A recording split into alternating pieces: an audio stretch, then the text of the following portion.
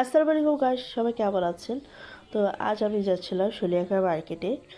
আর কিছু কাপড় কিনতে যাব, গজ কাপড় আমার মেয়ের জন্য। তো সলিয়াখার গজ কাপড় খুবই ভালো পাওয়া যায়, এই জন্য আমি সলিয়াখার থেকে সবসময় গজ কাপড়গুলি কিনি। তো এখানে মার্কেটের ভিতরে আমি চলে আসছি। আর দেখতে পাচ্ছেন যে আমি গজ কাপড়গুলো দেখতেছিলাম, এই গজ কাপড়টা এত সুন্দর ছিল, আমি এই গজ কাপড়টা নিয়েছিলাম। আর সাদা বলছিল আম্মু এই কালারটা নয়, এটা অ্যাশ কালার ছিল, এটাও খুবই সুন্দর ছিল। আর এখানে আমি অনেকগুলো কাপড় নিয়েছি, সেটা আমি কিছু কাপড়ের ভিডিও আপনাদেরকে দেখাতে পারিনি। তারপর আমি চলে আসলাম আরএস মার্কেটে, আর রোমান্সের জন্য খেলনা কিনবো।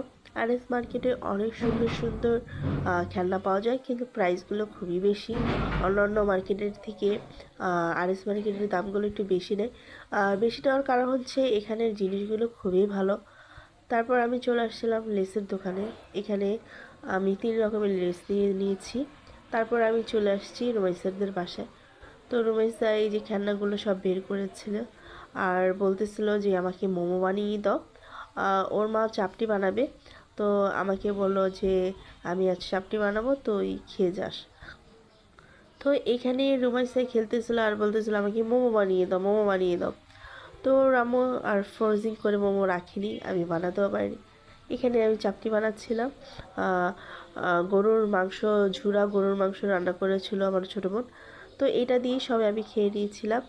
আর সত্যি গাইস কী বলবো, এত মজা হয়েছিল ঝুরা মাংসটা, আর চাপড়ি দিয়ে খেয়েছিলাম। আর চাপটিগুলো খুবই মচমচা করে আমি ভেজে নিয়েছিলাম, অনেক মজা হয়েছিল।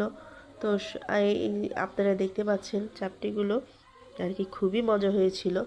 তারপর আমি চলে আসলাম বাসায়। এই যে আমি যেগুলো কাপড়গুলো কিনেছি সেগুলো আমি আপনাদের একটা একটা করে দেখেছি।